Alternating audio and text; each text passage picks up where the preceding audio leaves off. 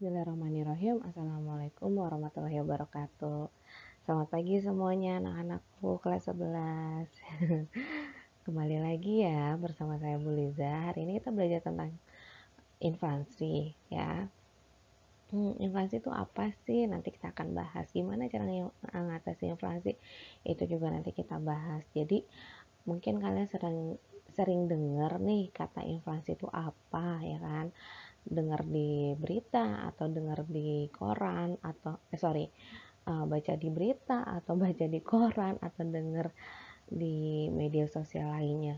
Inflasi itu sangat-sangat bisa merugikan negara kalau seandainya negara itu tidak bisa mengatasinya. Yuk kita lanjut. Ya, di sini ada pengertian tentang inflasi. Inflasi itu adalah suatu kondisi di mana terjadi peningkatan harga-harga barang dan jasa secara umum dan terus-menerus dalam waktu yang relatif lama. Inflasi sering disebut sebagai suatu keadaan di mana terjadinya turunnya nilai uang atau nilai mata uang menjadi turun akibat adanya kenaikan harga suatu barang.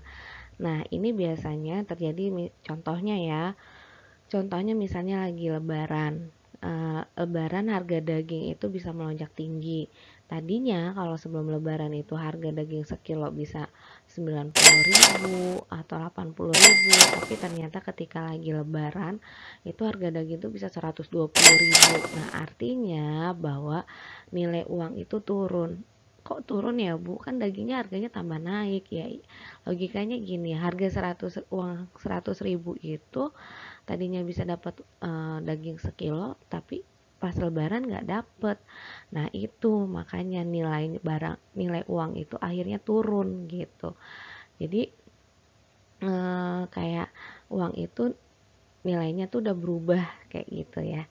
Terus misal contohnya misalnya uang 10.000 bisa dibelikan bakso semangkok. Nah pada saat lagi lebaran harga bakso nggak jadi 10.000, bisa jadi 15.000 gitu.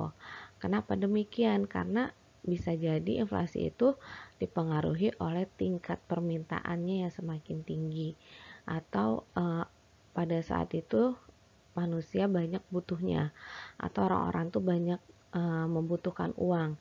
Jadi mereka banyak menarik uang dari ATM-nya atau mengisi uang elektronik. Jadinya uang yang masuk ke pemerintah itu sedikit. Jadi inflasi itu banyak uang yang beredar di masyarakat. Simpelnya kayak gitu ya, cara pemahamannya. Nah, di sini ada penyebab inflasi. Yang pertama adalah meningkatnya jumlah permintaan atau demand pada suatu jenis barang tertentu. Ini yang tadi saya bilang. Jadi suatu saat ketika ada permintaan barangnya itu semakin tinggi, maka ya ini harga barang itu bisa semakin tinggi juga. Kenapa demikian? Karena ya permintaan ada hukum permintaan kan. Hukum permintaan itu semakin banyak barang yang diminta, maka semakin uh, kalau hukum permintaan itu kayak semakin banyak kuantiti yang diminta, harganya semakin turun. Tapi itu dari segi si konsumen. Kalau dari segi si penjual, semakin banyak barang yang diminta, maka harganya akan semakin tinggi. Nah, inflasi itu biasanya menggunakan hukum penawaran kayak gitu.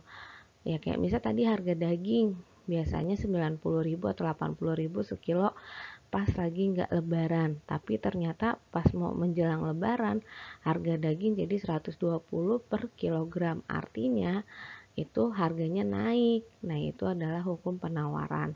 Kemudian yang kedua, biaya produksi suatu barang dan jasa mengalami kenaikan. Ya ini dia, misalnya lebaran orang-orang banyak yang pada mau libur ternyata jualan. Nah itu kan biaya jasanya juga semakin naik gitu. Orang siapa yang mau sih lebaran tuh kerja, maunya kan libur. Jadinya kalaupun ada yang kerja, biaya untuk produksi atau biaya untuk tenaga kerjanya juga meningkat. Kemudian lambatnya produksi barang tertentu. Nah ini biasanya terjadi ya itu karena tenaga kerjanya sedikit, akhirnya lambat biaya produksinya, atau mungkin terjadi eh, kayak sekarang nih lagi pandemi gitu kan, banyak orang yang WFH. Nah, lambat produksi barangnya jadi bisa mengakibatkan harga barang itu juga naik. Kemudian tingginya peredaran uang. Nah, ini kebanyakan orang ngambil uang, akhirnya banyak uang yang berada di masyarakat.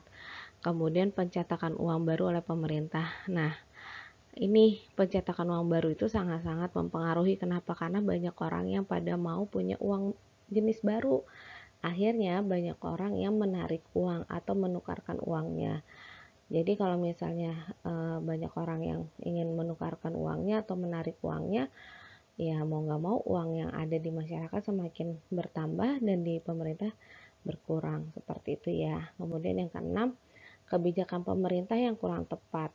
Nah, ini juga karena suka bikin terjadi inflasi. Kemudian defisit anggaran APBN. Defisit itu kekurangan ya, anggarannya ternyata kurang, kita jadinya mengalami kerugian. Defisit itu rugi ya, kalau surplus itu untung. Kemudian naiknya harga BBM. Nah, ini kalau harga BBM udah naik ya, itu semua barang dan semua apapun harganya naik, susah turunnya, seperti itu. Kenapa sih? Karena semuanya itu menggunakan BBM, baik untuk misalnya pembangkit listrik ketika lagi mati lampu itu kan pakai genset ya, pakai BBM, terus distribusiin pakai BBM ya, semuanya rata-rata menggunakan BBM. Kemudian terjadinya bencana alam, peperangan dan pemberontakan. Nah, ini kalau terjadi bencana alam biasanya mungkin ada suatu daerah yang digunakan untuk memproduksi suatu barang, terus terkena bencana alam, akhirnya terkendala atau terjadi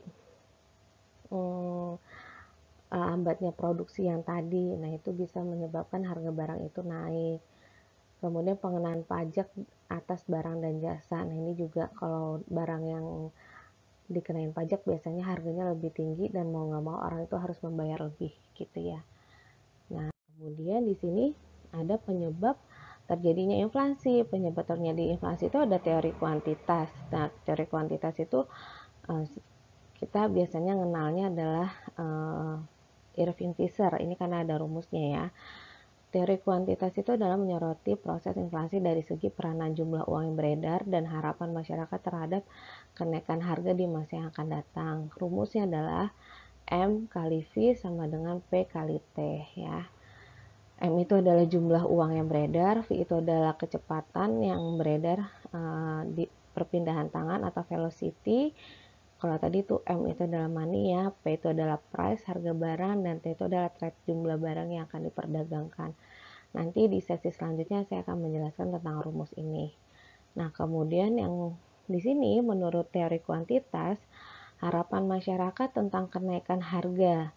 Jika masyarakat percaya atau mempunyai keyakinan bahwa harga barang dan jasa tidak akan naik, maka pertambahan pendapatan tidak akan dibelanjakan tetapi disimpan untuk menambah kas pembelian jasa. Jadi misalnya gini, kayaknya harga barang-barang nih nggak bakalan naik deh, yaudah deh gue bulan ini nabungnya banyak gitu. Nah, tapi kalau misalnya masyarakat berpikir, duh kayaknya bulan depan harga listrik naik deh, ya udah deh nabungnya dikit aja uangnya. Nah, itu yang dimaksud dengan harapan masyarakat tentang kenaikan harga. Jadi kalau misalnya suatu waktu harga barang naik, ya mau nggak mau dia menabungnya sedikit gitu.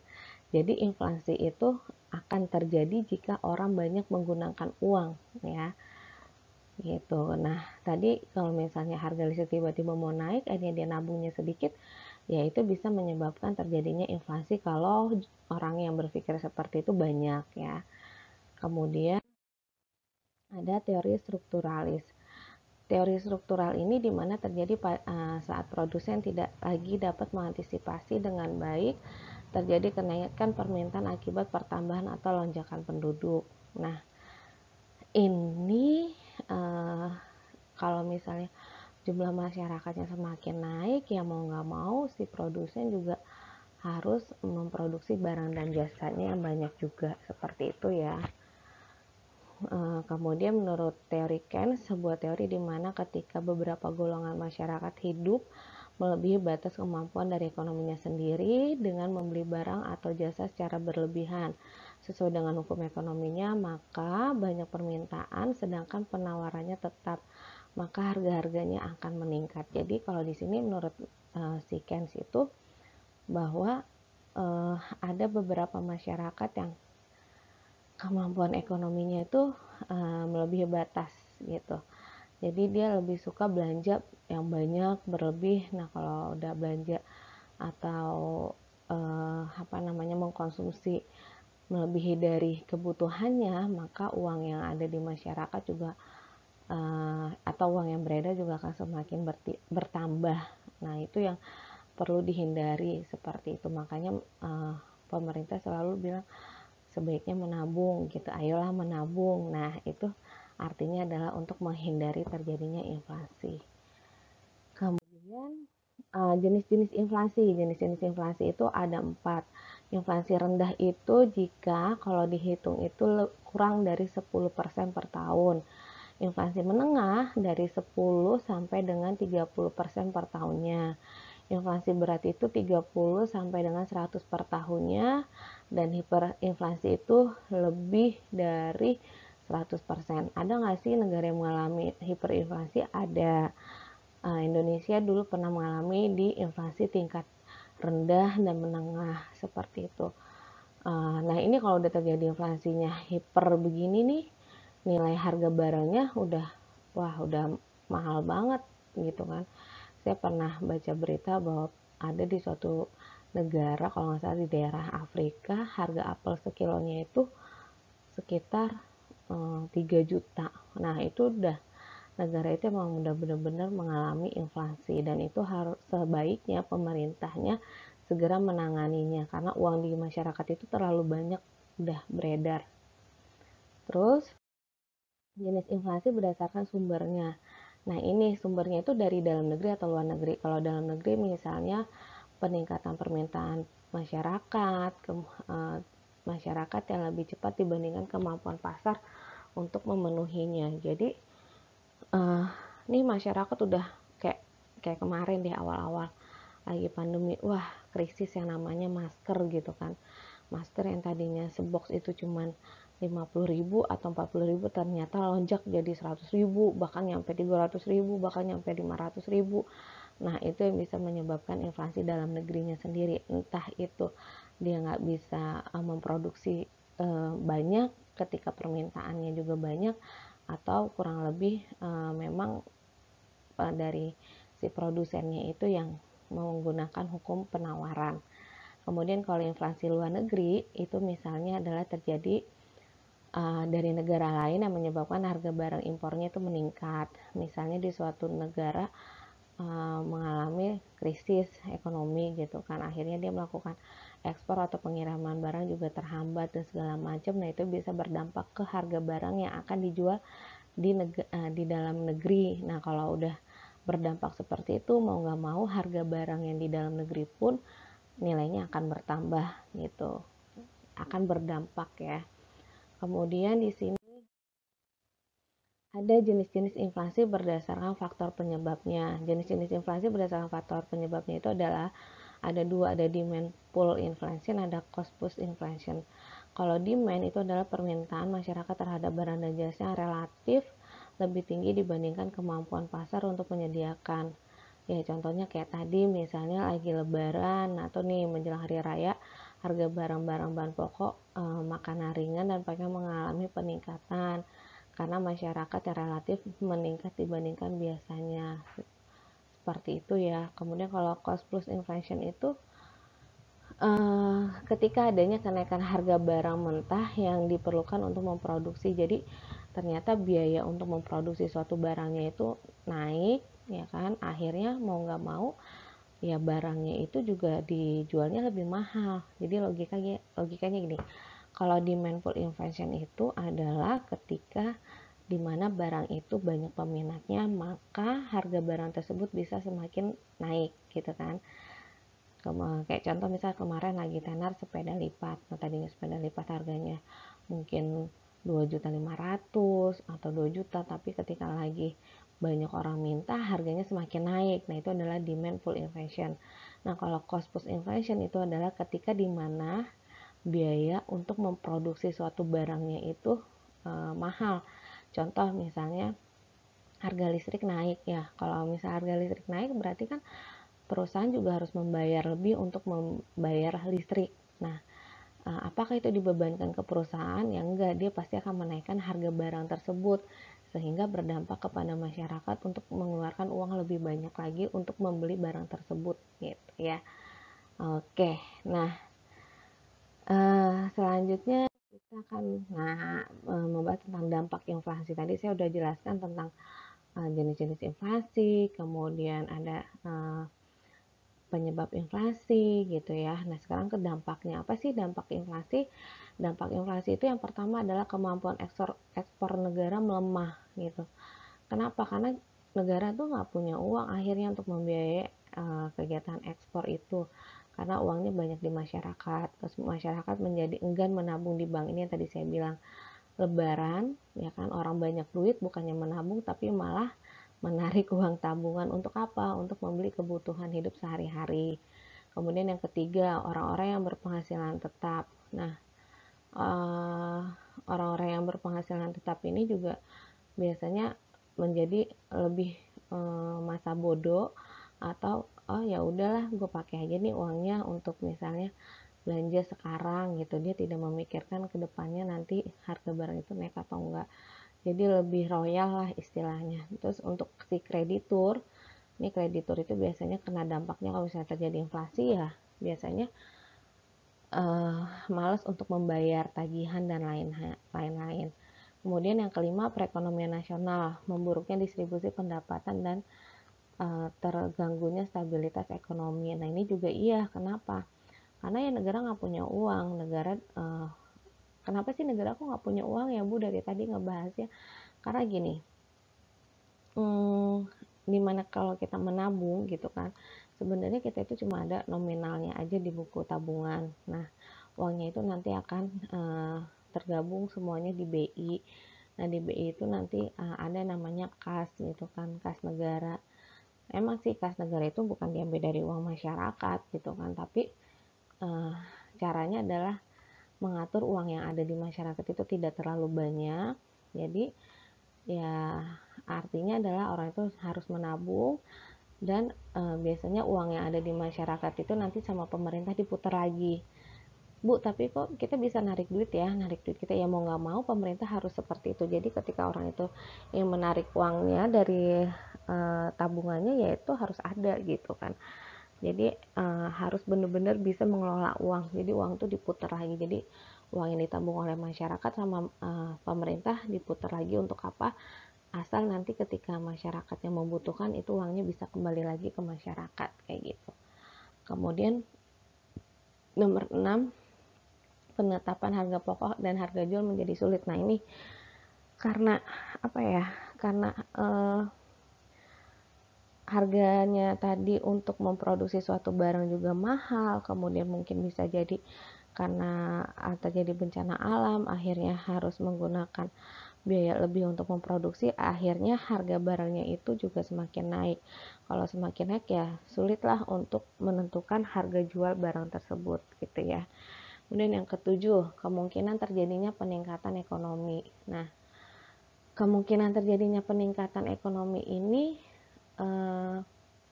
sangat tipis gitu kan, karena kalau inflasi terjadi itu ekonomi kita sulit naik ya. Makanya di sini ada kata kemungkinan, jadi belum tentu bisa naik seperti itu. Oke, nah selanjutnya cara mengatasi inflasi. Nah, cara mengatasi inflasi itu ada kebijakan fiskal, kebijakan moneter, dan kebijakan non moneter. Kalau kebijakan fiskal itu adalah mengatur penerimaan dan pengeluaran pemerintah, kemudian menaikkan tarif pajak, lalu mengadakan pinjaman pemerintah. Kalau fiskal itu biasanya tentang pajak.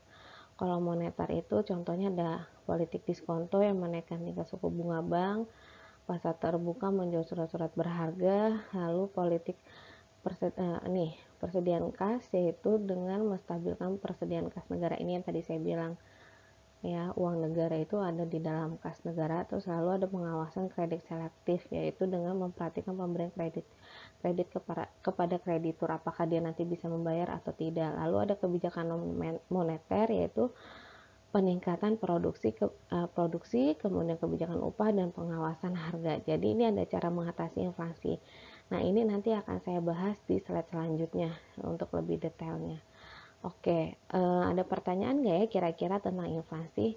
Kalau misalnya ada, silakan kalian hubungi saya atau berkomentar, atau juga bisa private comment di Classroom ya mengenai inflasi ini. Dan saya, kalau misal kalian kurang paham, bisa diulangi lagi video ini supaya lebih paham lagi tentang inflasi.